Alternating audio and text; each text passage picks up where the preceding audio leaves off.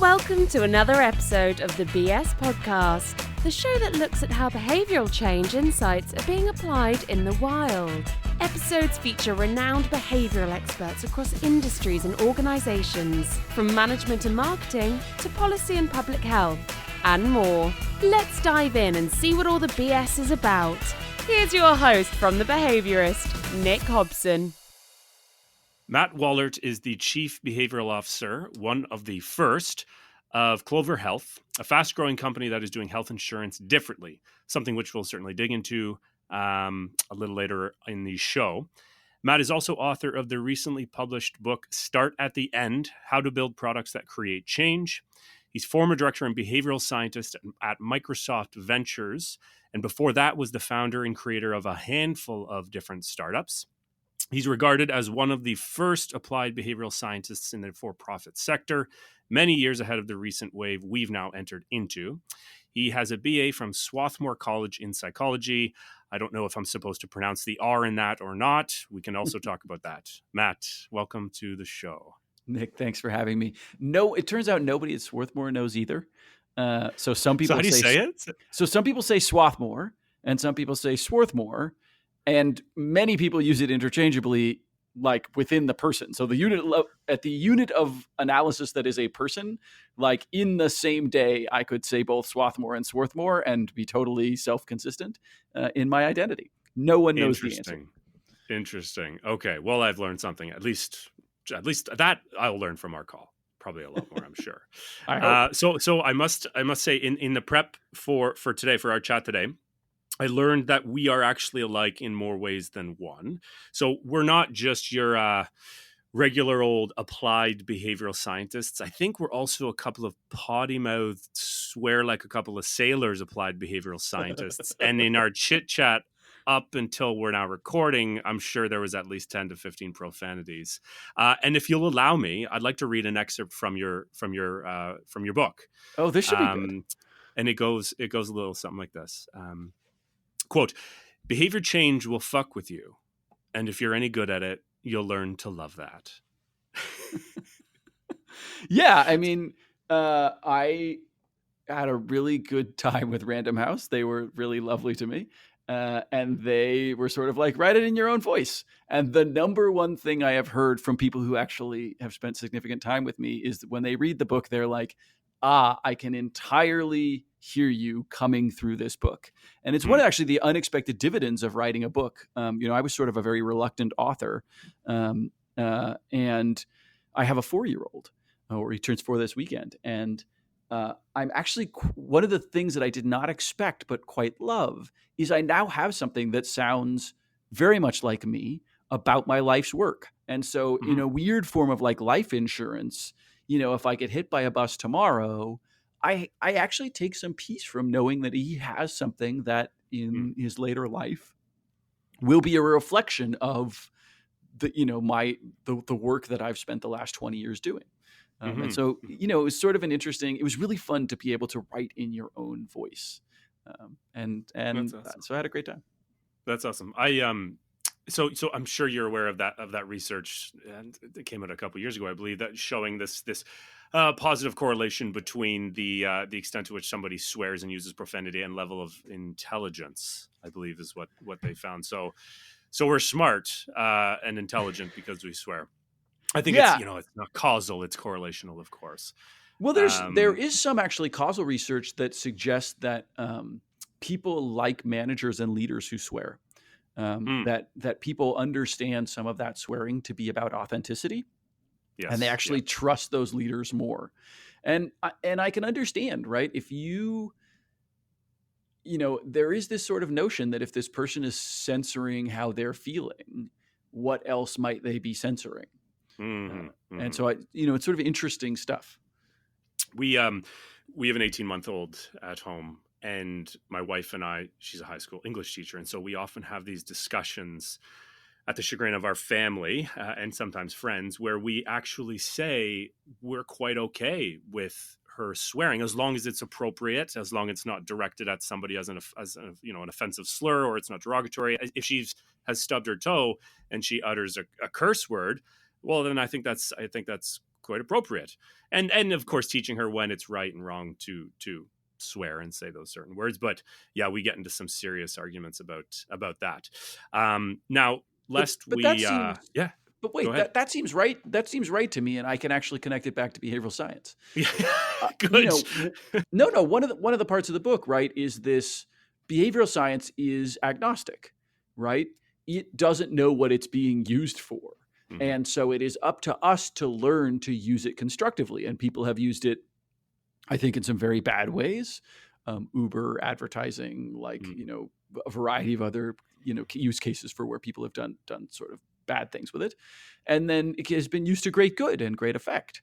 And so I think swearing is very similar. To your point, swearing at someone, right, using something derogatory that is designed to harm another person is very different than using it emphatically, using it to express an emotion and appropriately expressing that emotion, using it as a way of saying that you're angry. Now, Bear's mom is a psychologist, a clinical psychologist. And so, her critique might be, yeah, but wouldn't we be better off using the actual emotion word? And she's probably right in that sense.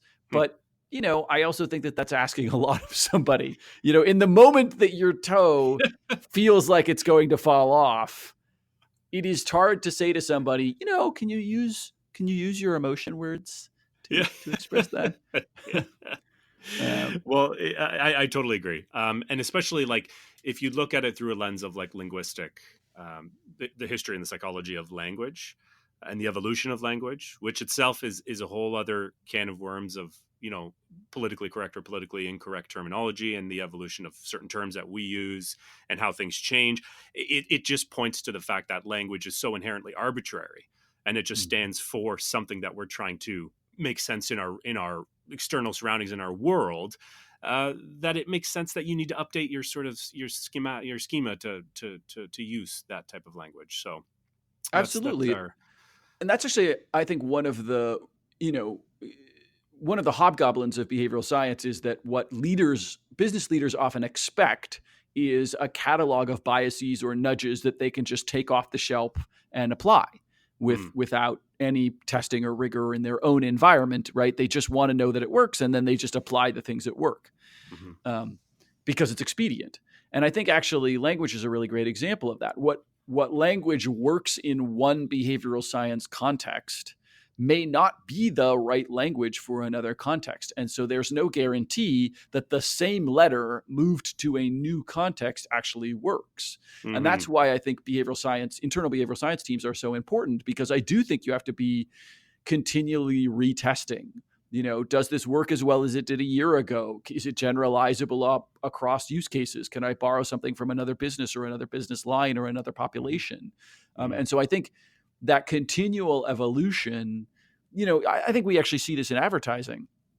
I was having a conversation with Rory Sutherland not too long ago about how things that behavioral science, like loss framing, which was probably fairly effective 5 years ago, people have sort of become used to it and a nerd to it. And they have a little bit now of a reactance effect to it.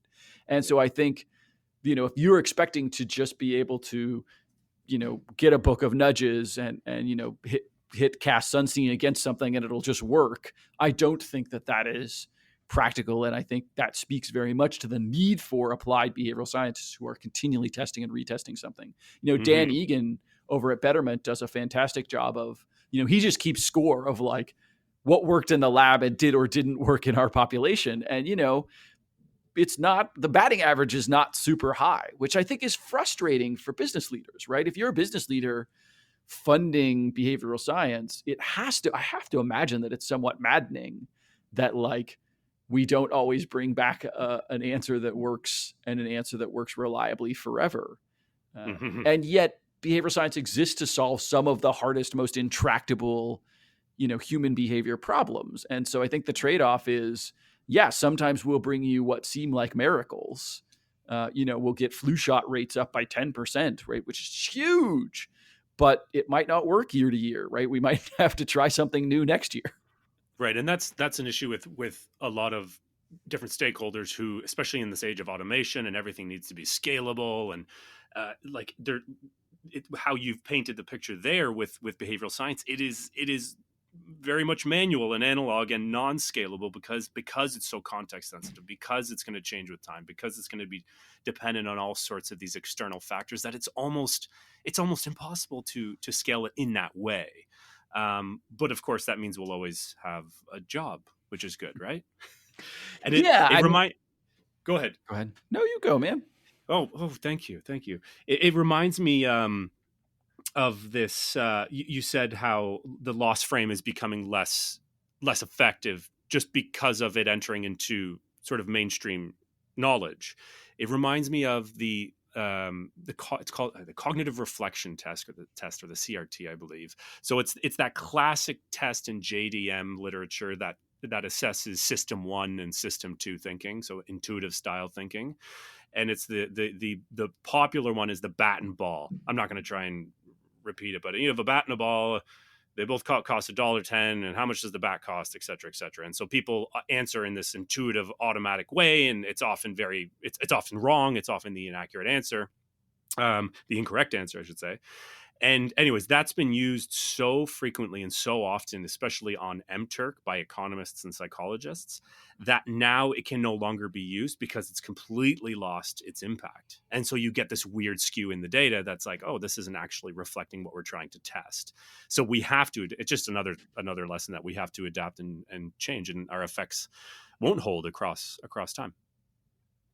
Yeah. And, I think there's also, as behavioral scientists become better business leaders, as they become C-level execs, as they learn how to do things, I do think people will get better at understanding, like, when is it okay that something is not as effective as it was before, and when do you really need to go back to the drawing board and find something new? And that's like a business-driven decision. And so, as long as you have continuous monitoring in place to be able to sort of give you feedback on that, I think that there's room for behavioral scientists to recognize where they need new things. Mm-hmm. Mm-hmm. Good. I'm going to slight pivot here. There's a story that I once heard you tell. This notion of promoting and inhibiting pressures, and fits very nicely in my wheelhouse of social psychology. So I'm gonna jump down this rabbit hole. And I promise there is a question in here for you eventually, but if you'd let me, I want to first just sort of set the stage to the question. So I want to reverse the clock back to my undergrad years in the early 2000s-ish, let's say. And I had switched out of like your typical health sciences pre-med. Of course, I wanted to be like a real doctor, not a fake doctor, as my parents now say. And I suddenly came across psychology and fell in love, and it was wonderful. And I made the switch to major in psychology as an undergrad. And at the time, everyone was saying just how useless and how unimportant and how far removed from the real world, et cetera, all the things you typically hear about a psychology major. And now this reminds me of your story, is that you have designed this really elegant and yet super simple tool to tell a person about when they should ask for the appropriate wage increase or raise. Mm-hmm. And that simple tool, as a sort of channel force, in the language of Kurt Lewin, has some huge downstream consequences and impacts. Can you tell us a little bit more about that tool and the outcome it's had? Yeah, sure. So you're talking about Get Raised, right? In my first startup, which was a personal financial management website that we sold to LendingTree, I got firsthand access to a lot of people's financial data. And, one of the things, it just became, I just got smacked repeatedly in the face with the gender wage gap. And what was most frustrating is that we had built something that was on the surface successful, right? We were very good at changing people's financial behaviors. We were very good at raising their credit scores. And yet, when there's a between 20 and 50% wage gap, all of the downstream budgeting and things, while very effective, right? I can't, given that their salary is what they have, I want them to be able to try and be able to live a good life on it. it was very frustrating to feel like I had done nothing to address the actual problem, which is, just less money coming in the door. And so we got sort of obsessed with this problem. And what became quickly clear is that most of the work that had been done was on the promoting pressure side, right? Lean in, other kinds of just want it more. It's all about wanting it more. And, whenever I see a situation like that, where all of the things have been on the promoting pressure side, I have this sort of tendency to go look at the other side and say, well, what can be done over here? And so, Get Raised, which we built, is very religiously focused on how do we, given that a woman wants to be paid fairly, which I think most women do, how do we go remove all the barriers to that actually occurring, right? And so, at this point, we've helped women earn over $3 billion in raises. And it's really a very simple tool, right? Come in, tell us what you do, where you work, how much you make. We'll tell you if you're underpaid, answer a few more questions, and we'll actually give you what is essentially a Mad Lib, right? We'll give you a letter that lays out something that you can just give to your boss and sort of say, here's a very data-based argument about sort of where we are and what we've done and why you deserve more money. And so, but, as with everything, and I think every product person and every behavioral scientist goes through this, it's a never-ending cycle, right? The moment Get Raised came out, I was like, but it misses all of these things, right? And so the next thing that we released was salary or equity, right? So, how do you, even if we closed the gender wage gap in my industry, in tech, women are less likely to take equity offers with a substantial equity component. But the problem is, the way you get sort of fuck off risk in tech is through equity, right? Your company, you own a chunk of the company gets very large and very valuable, and then that equity becomes worth something. And so if women aren't participating in the equity side of the equation, the people who really become sort of uber rich that can then become angel investors and start their own companies and be self-funded, et cetera, is proportionally lower. So again, we just built a very easy calculator that sort of says you could think of your equity as worth X in salary so that you can more easily do that. And then, I got obsessed with like, okay, but I've just keep building these tools that address the problems of women, and the real problem is men, right? Like they have the structural power to change things. What do we do to change men? And so then we created, I asked her, right, which is a really interesting tool for me because it departs from, Get Raised and salary or equity are very, for lack of a better term, sort of logic or utility-based tools, right? They're about allowing you to do something that you were not previously able to do through calculation and data. I asked her is an attempt to address this fundamental problem where, 3 in 5 men are sort of hopeless. They just don't seem to believe in sexism at all. And so I really don't know what to do about that. 3 in 5? 3 in 5. Yeah. I genuinely have not solved that problem. Like, just don't seem to think sexism is real. 1 in 5 are totally woke. So they sort of see it's a problem out there. It's a problem in here. It's a problem with me. It's something I can change. It's something I, as a man, can, sort of look in the mirror, reflect on myself and have impact on. And then 1 in 5 men is in this really interesting position where they say, yes, absolutely, sexism is real out there in the world, but not near me, not in my workplace, not proximal to me, not in a place that I can do something about. And that's a really, to me, interesting place to be. And so I was working with some other folks on, well, what could we then do about that? And what has proven to be most effective naturally in the world is exposure to emotional content from close women, right? So, it is a very different, if you understand that there's sexism in the world and then your wife tells you how sexism directly affects her, that is, it seems to be successful at getting those 1 in 5 men to then be like, oh, it's proximal to me and I can do something about it. So then we built something, called I Asked Her, which is really just a structured question that encourages men to begin a conversation with emotionally close women about this topic. But it was really challenging for me as a behavioral scientist because it was very far from the kind of utility-based interventions that I typically have done, right? I'm not very good at what you might think of as an emotional manipulation, right? So sort of things that change the motivational structures that underlie something.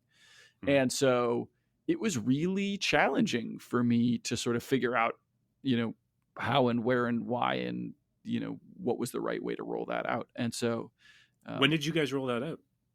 it came out a couple years ago. And it's interesting. We tried to do a video with my friends over at cut.com, who I think do amazing content about it, where we tried to get women to talk about how sexism had affected them. And what was really hard was it was hard to make it watchable because it went to such dark and hard places that it almost, made men react with such shame that they couldn't there's sort of a fine balance, I think, in storytelling. And this is something, again, that is outside of my comfort zone as a behavioral scientist, where I've tended to work on environmental manipulations or environmental interventions.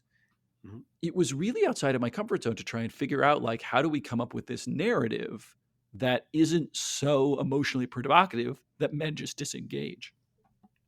Yeah. And we know that is the sort of backfire effect when you do sort of take the emotional route.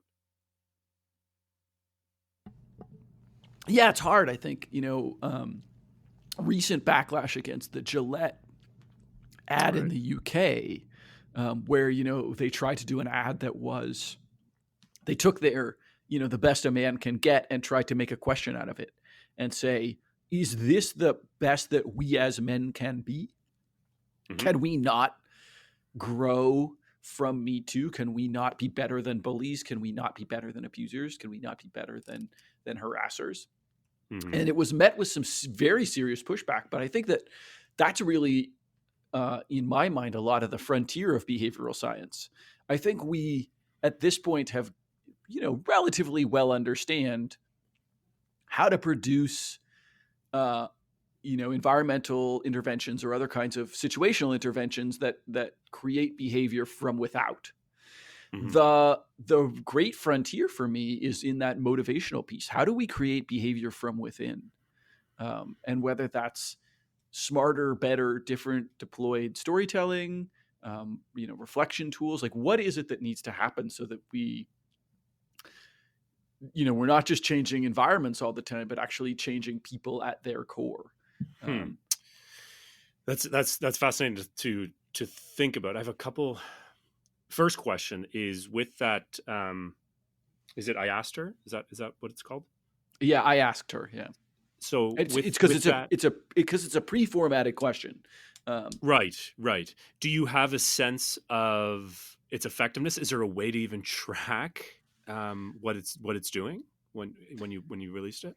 So certainly not from a website perspective, very deliberately, we want to make it as anonymous as possible. We want to make it something that people, because it's a sensitive topic for people.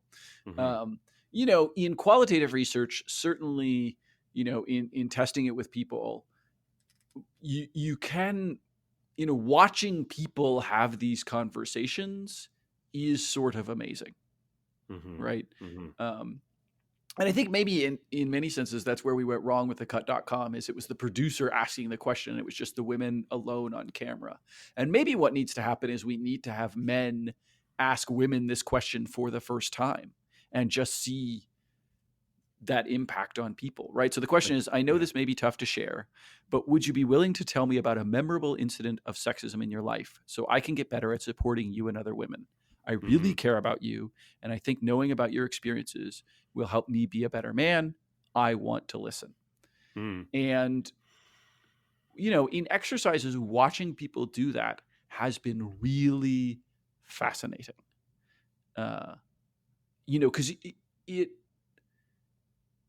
you see every range. You hear nervous laughter, right? Where people are unsure how to process their emotions. You can really see, because women take it at all sorts of different places. Some of them share very serious, emotionally volatile things, right? Mm-hmm. And we were during the development of this, it was very interesting. We had to be very careful to say a memorable incident of sexism, not the worst thing that ever happened to you, but something that, makes a good story, right? Which sometimes memorable actually has a greater impact. Mm-hmm. It was interesting, Bear's mom, Steph, who's my co-parent, as I was working on this, I asked her, and the first thing she said right out of the gate was, "I don't know, but it was probably you." Right?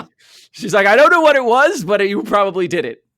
And I was like, yeah, which I think was, she was being sort of tongue in cheek with it, but I think is actually really prescient. I don't Yeah. think I probably am responsible for the worst incidences of sexism in her life, but because of my position in her life, I may in fact be a part of the most Memorable because it's salient uh, to her.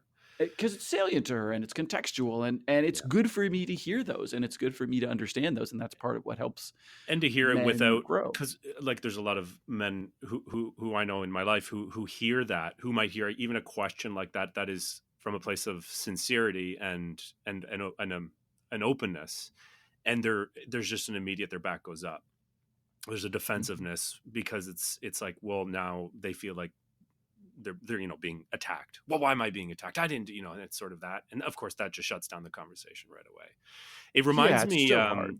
It reminds me of, there was a commercial a couple years ago. I think it was Heineken, where they brought, I believe it was over in Europe somewhere, and they brought different groups of people from clear different political parties, political affiliations, and then they sort of cheers and toasted over a cold, crisp Heineken, and just begin to talk to one another. Now, how much of that was staged versus sort of a real interaction, I don't know, but I think the campaign landed well, and it reminds me of what you're saying, here. So that's fascinating. So it seems like you've had your hand in many different things. How do you maintain focus? How do you have enough time in a day to Yeah. figure it out? I get this question a lot, and I have to say, because I'm sort of reputed for my output, I have to say I have a very different approach to it than at least what is very in vogue in tech, which seems to be, in tech, it seems to be all about flow time and focus and, getting to a cleaner inbox and only really reading the important things and doing the important things.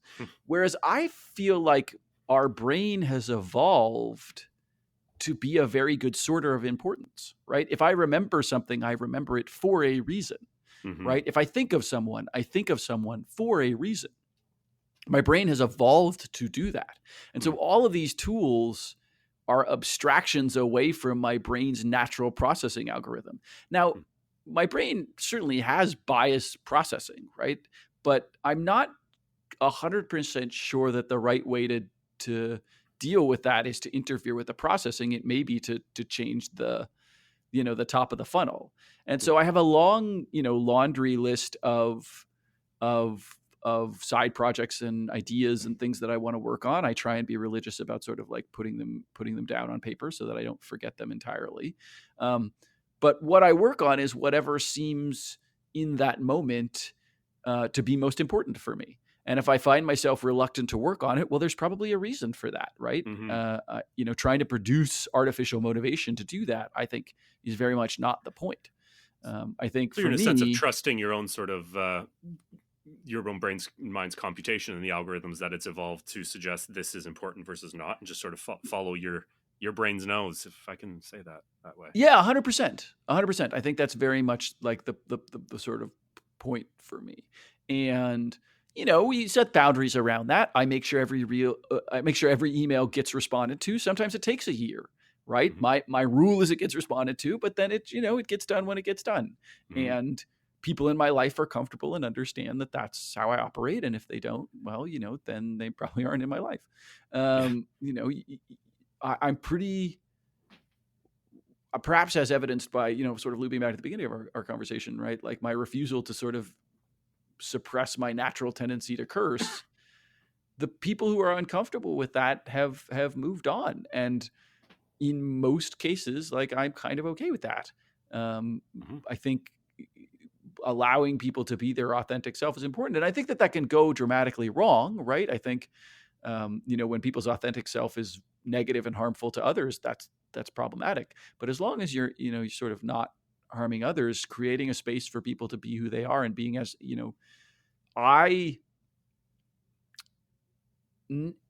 as a kid, naturally, and I don't think this is anything my parents or other people did. I think this is just part of who I was in the world. I was very judgmental of other people, particularly things that seemed morally wrong, right? I didn't understand how people could do them, and they made me very sad.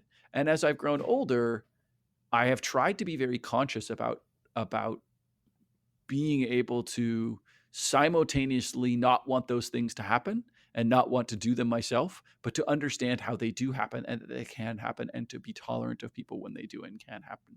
And I really do think that it's made me a better human being and more in touch with my own. I think people who are overly judgmental also end up feeling a lot of shame because they're very judgmental of themselves. And I think as we begin to practice acceptance of other people, we also begin sort of concordantly to begin to accept ourselves. Yeah. And so this is all a long way of sort of saying I work on whatever floats up to the top at the time. And so, for example, I have recently been working on after the emotional tool of I asked her I needed something that was back in the utility space. And so I'm working on an offer letter generator. Because if Get Raised is correcting for a gap that exists at the offer letter, can I help people make better offer letters such that the gap doesn't exist in the first place? Can I go farther on the other side of the table? The person who's giving 100%. The offer letter? Gotcha. Yeah, exactly. So we'll help you write an offer letter that is and it's it's coming out soon, and so I'm happy to sort of talk about how I envision doing it. But basically, what I want to do is say, in the letter, you say, this is what we as a company believe market salary to be based on these data points, right? Here's how we came up with that, but here's what we think market salary is. Here is, relative to the experience of an average person in this role, where we rate your experience, plus or minus, on a scale between plus or minus 25%, right? Presumably, if we think you're 25% less skilled than the normal person, we wouldn't hire you. And if we think you're 25% more skilled, then we probably should give you, hire you at the higher level. And so you can sort of say, here's how we here's how we evaluate your expertise relative to the market. And therefore we have multiplied those two numbers, right? So if the market is 60,000, or let's make it really easy. The market's 100,000. And I think Nick is, 10% better than the average behavioral scientist, then I will pay Nick $110,000. And so what that then does is say, and then in the letter, it says, here is where we got that data. Here is how you respond to that data. If you think there is different market data, please help us understand what that data is. That's great. If you think we have not evaluated your experience correctly, great. Give us data that helps us reevaluate your experience and help us understand that. But now, at least when we negotiate an offer, it's not, well, Nick's always going for more money and I'm always trying to press down and get him to accept less money. It is mutually arriving at what is a reasonable thing based on the data that we have, both about your expertise and the market. And so we are on the same side of the table trying to gather data and evaluate it. And thus, encourage not debate, but discussion of an offer, but within parameters. And this is taking actually learnings from Get Raised. When we first put out Get Raised, we thought we were just going to get killed by business owners, right? Now everybody's going to submit a raise request, and every business owner in America is going to be so mad at us. And what we got was the precise opposite. We got love letters. It used to be such an emotional conversation where a person wanted a thing or felt like they deserved something, and I just had to emotively try and to say why I didn't agree. What your letter has done is say, there's data, let's discuss the data. Yeah. Right. Yeah. You transformed that conversation, which, I think is invisible to when you ask somebody for a raise. It is tense both for the person asking and for the person who is being asked. Right. Maybe they can't afford it. Maybe they've never considered it. They don't want to offend you. They don't want you to leave. They don't want you to quit. Right. It has raised the tension for everyone. Yeah. And so Get Raised was primarily about helping the asker inadvertently help the asked. What I want to do is create something that both, but more equitably approaches relieving the stress for both sides around the conversation.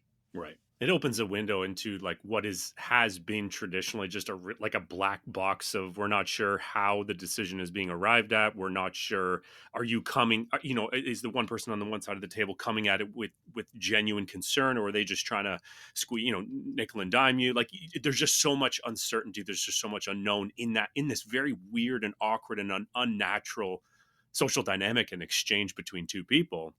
That, like, as you were explaining it, I was like, yeah, you're right. It is actually such an emotional, an emotive thing. And so if you can provide these tools that sort of, as best possible, remove those emotions and make it data driven, then you can just open up the conversation, and that black box is, the box is opened up, and then you can go from there.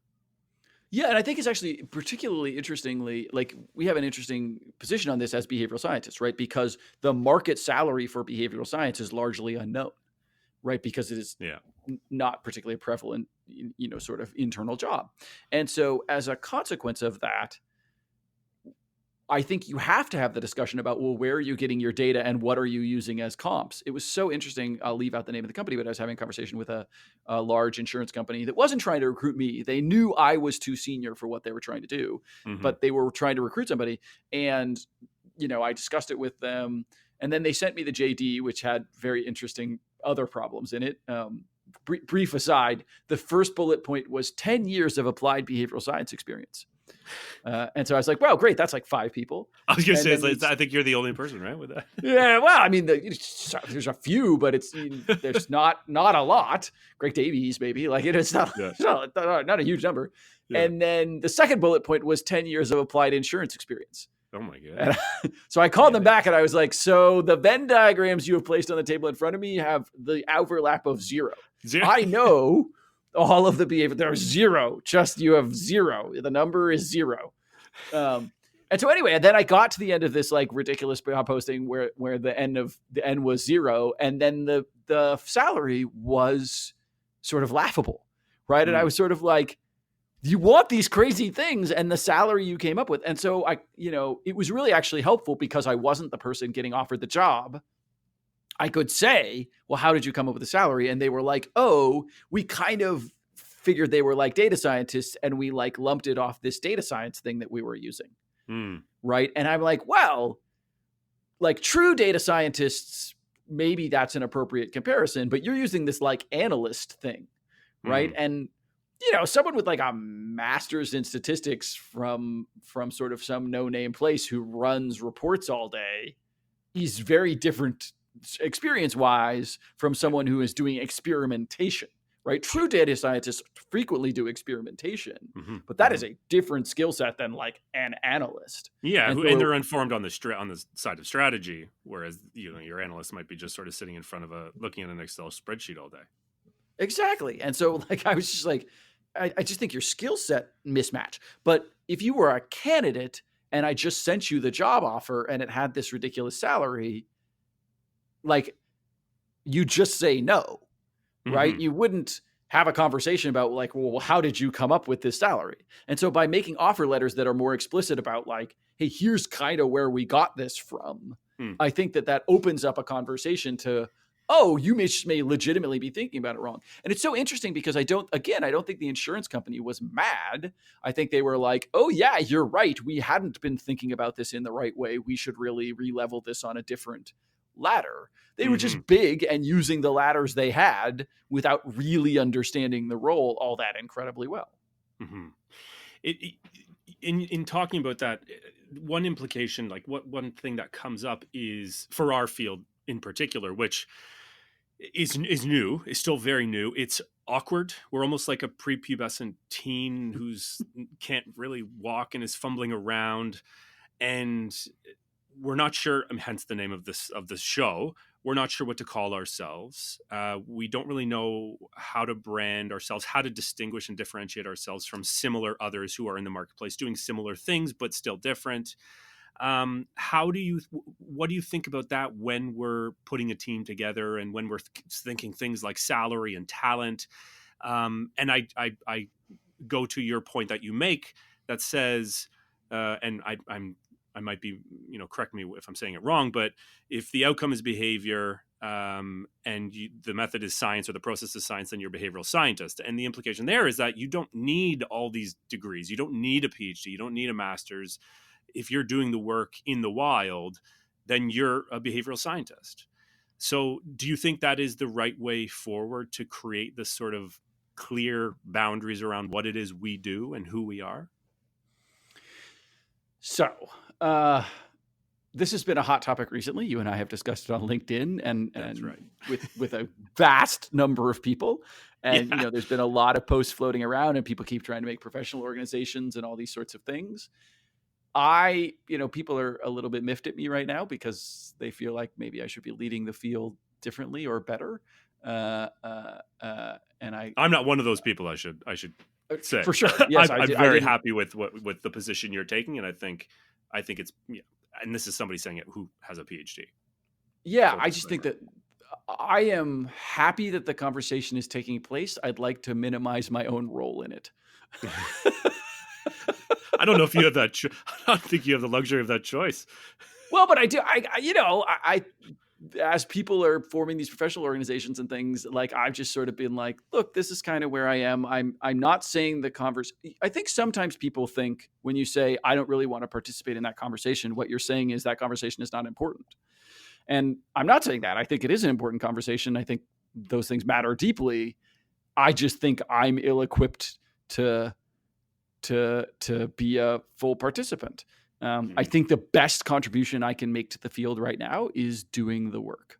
And, I honestly think that's probably the best contribution for most of us. At least when I built my team, I have not traditionally, because they have not been available in the market, I have not traditionally hired people who would have thought of themselves necessarily as a behavioral scientist. And then who would you look for? Like in who did you look for? I said when you were putting your team together, what sort of skill sets or backgrounds? 100%. So my team originally was grouped into 3 roles: qualitative researchers, quantitative researchers, and project managers. So the qualitative researchers typically came from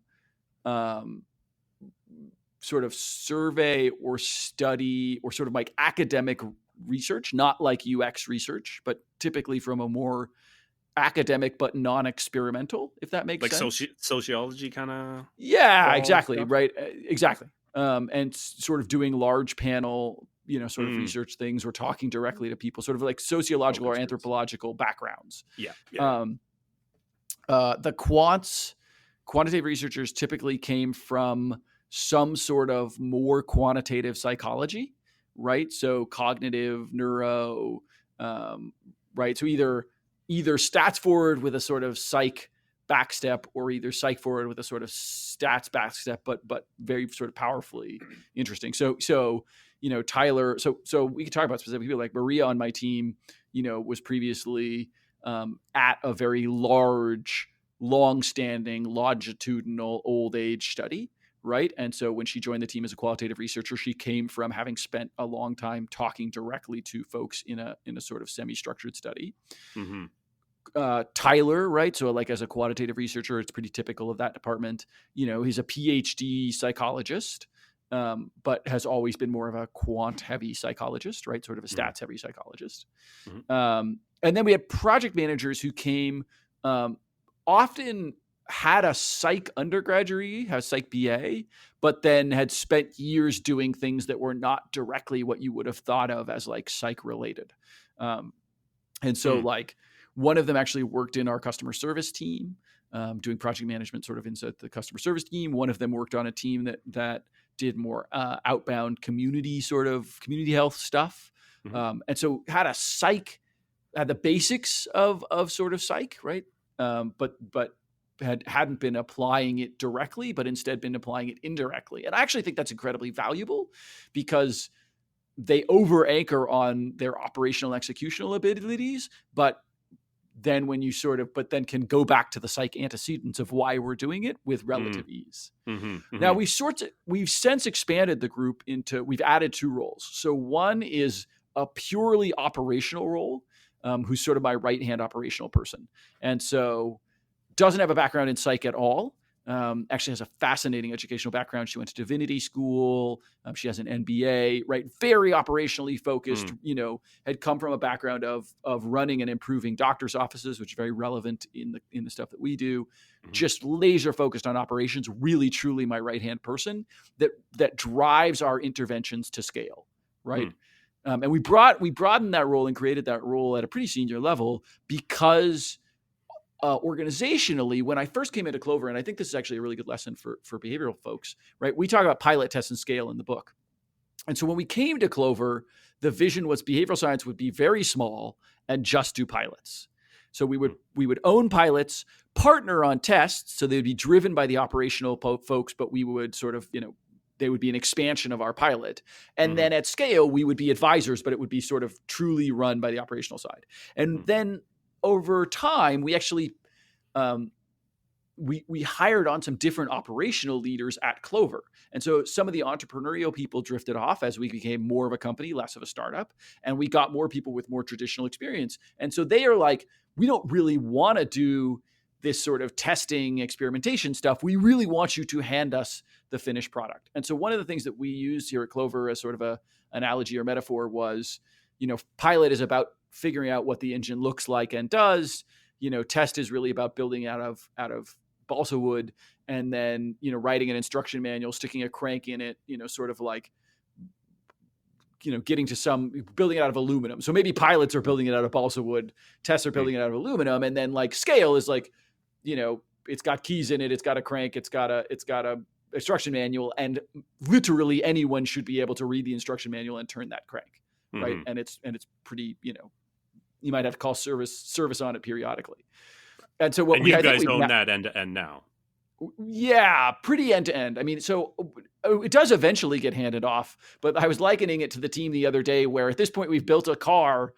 What happens is we start driving the car 5 miles an hour. Some guy rides along, runs alongside the car. And then while the car is still moving, we hop out and they hop in.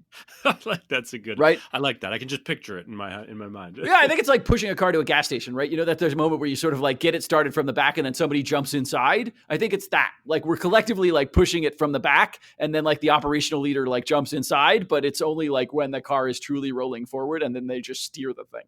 Right. Right. And so as a consequence, we've had to expand the team to 2 new roles. So one is this very operational focused role. And then another is a role that we've dubbed interventionists. And so those are people who are doing applied intervention work. They often came from, example, our calling team. So they are the people doing the calls during pilots. They are the people writing the scripts. They are the people writing the letters, doing the thing. And the reason that they're not, but they're different than scale. It's not just I hired a warm body to do a thing.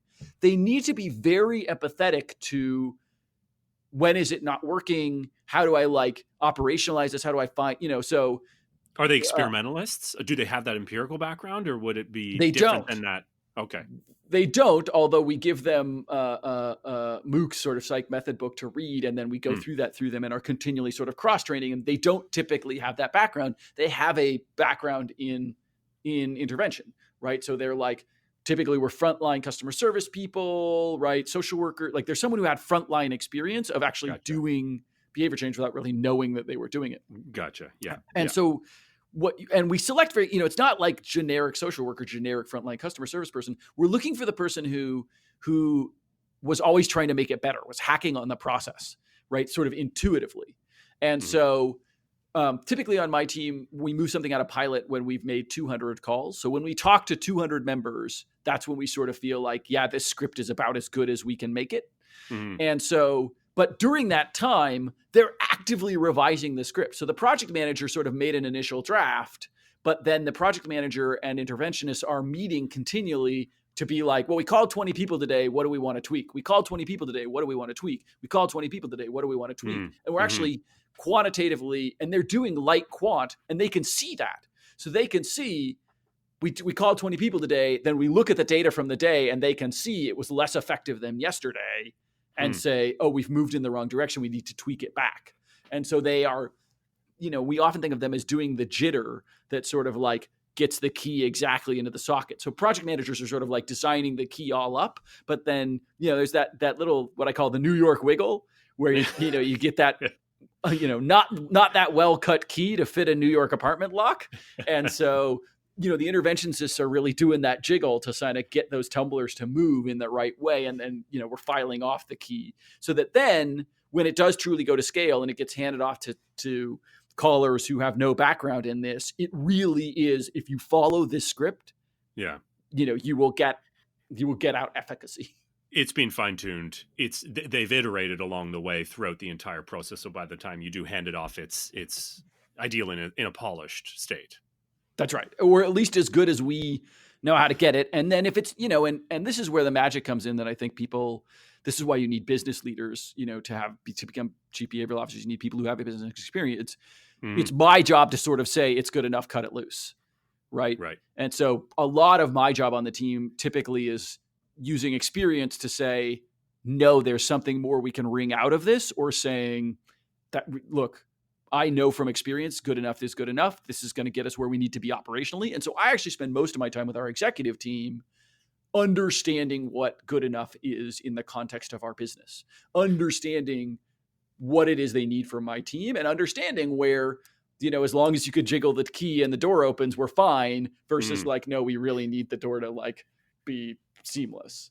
So then it seems then, as at least in your role as chief behavioral officer, and maybe this holds true in different CBO roles in different organizations, is that it's what seems to be more important is the the business or the operational side of things, as opposed to the behavioral science part, because you have this whole army of very smart and intelligent quant and qualitative and project managers and data analysts who are doing the heavy lifting.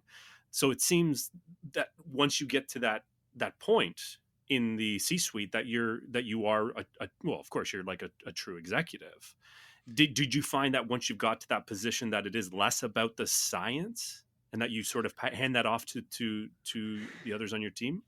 No, it's so interesting. I was in San Diego recently, and I had lunch with two behavioral scientist friends of mine who have, they're not CBOs, but they're sort of like the most senior behavioral scientist person in their organization. And we were joking about the fact that we probably all get the same calibration feedback, right? When you get your yearly review, we probably get all the same feedback, right? And so I typically feel feedback that's like too scientific, too insistent on rigor, right? Because when the executives are rating you, it feels, for an executive, what you're asking them to do feels very cumbersome, right? Because they're not used to that. Now, any scientist would be, coming after me with a pitchfork, being like, how dare you be so uncontrolled? But and so being a CBO is basically about getting yelled at from both sides. So I really do live in a split brain place. And it's actually often, if you looked at my time, it's probably roughly 50-50, maybe 60-40, where I spend about half my time I have three main buckets, right? One of my jobs is understand the needs of the organization. So that means participate in the strategic executive level conversations where I know where we're going on like a long enough time horizon that I can parse that into something that my team can use for good context, and we can get the right things done. Then there's a part of my job that is typically Fridays, where I am very much giving the team direct feedback on what they're doing with my sort of behavioral science experience hat on. Try this, you'll get some juice out there, right? Like try this in a loss framing and we'll go get something, right? Like, reword this. So like it's often my team meetings, we all have very long team meetings on Fridays in which collectively we review things as a group. And that's when I'm sort of like with a fine tooth comb saying, change this word to that word and here's why, and here's what it'll do for you. And that's how they get the continuous education, right? Getting that really critical feedback from an expert. And then the last thing is just something every operational or executive needs to do, which is unblocking the people underneath you, right? It's, another team is reluctant to do something and going to their leader and saying like, yeah, it really needs to happen. Here's why it needs to happen. Let me help you understand why it needs to happen. Right. It's just pure tactical operational work that I think any good senior leader gets good at, in the same way that I imagine, even in academia, I'm sure Dan is working across the ethics committee doesn't isn't really understanding this experiment. Well, Dan can come and help them understand this experiment in a way that a junior person might not be able to. Right? Yeah. And so I think that anytime you rise to leadership in any kind of organization, a portion of your job becomes just facilitating. Going to be dedicated to that. Yeah, it's just facilitating the work of the people underneath you, and that so it's it's really those three buckets in which I spend the majority of my time as a CBO. Good. One final question, if you don't mind. Yeah, of course.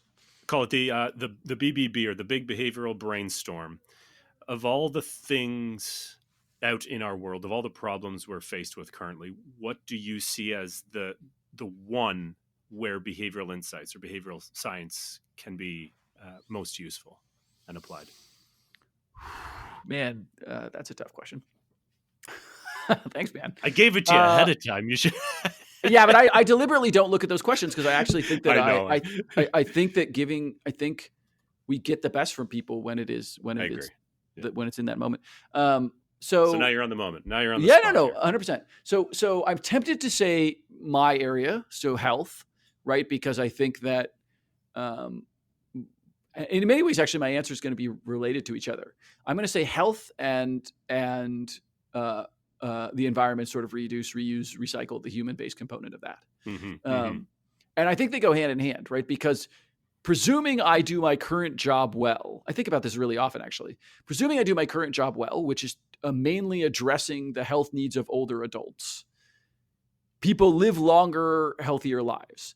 And the longer people live, the more we need environmental stability, right? If everybody starts dying at 30, all of our environmental problems go away. Climate change, right? Because the population's,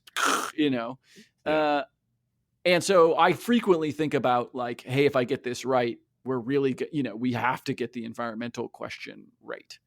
And I think and both of those, I think, are places where individual agency, individual agentic action, can play really key roles.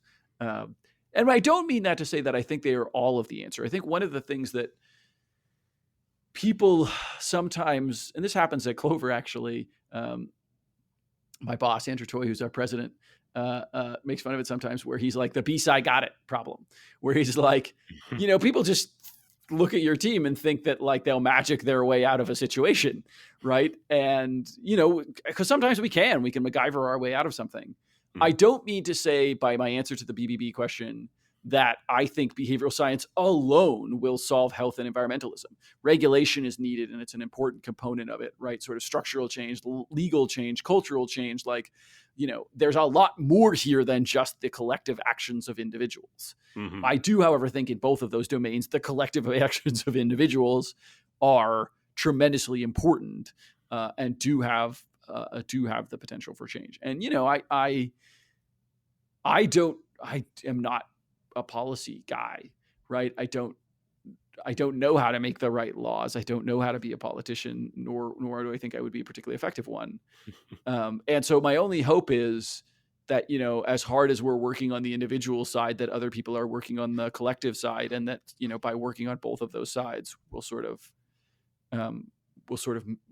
get it done. I think that, figure it out. Yeah, I think this is one of the real challenges in ahead of behavioral science. And this is maybe why I've sort of, going back to your conversation about like standards bodies and all those sorts of things. Like, one of the reasons I opt out of that conversation is because I actually think we need all of it, right? I need PhD, crazy, insane, really good people. And I also need like, sort of like people who are doing things with the behavioral science flair. I need every part of that spectrum. And so when you force me into what I feel like is a very false dichotomy where you say, which one of these do you want? My sort of tendency is to be like all, because I think all, diversity brings solutionism to everything. I mean, I think it just enriches and I think that's right. I think we initially started off on the we probably got ahead of ourselves a little bit, where it's like, oh, we need to fit these teams with all PhDs. And there was even a time not so long ago where like qualitative researchers on these teams were like, they were considered less than. And I think that's just so arrogant of economists or behavioral scientists, like your quant psychologists, think that way. But it's changing, and I see it's changing at a rapid pace, where there's sociologists who are being hired. There's people who have that ethnography and that focus group background, because that is obviously of value, just as a quant PhD, statistics and intervention RCT is, on its own. And it's together where we start to have these conversations where you come across the big stuff. Yeah, I'm in violent agreement on that one. I mean, I wish people could just like see my team work.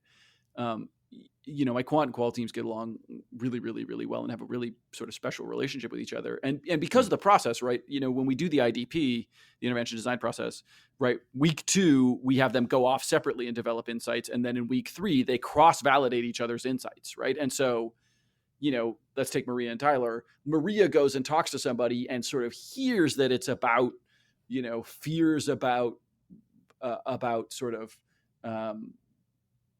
I don't know, let's take something like flu shot, right? And so she hears, fears about side effects.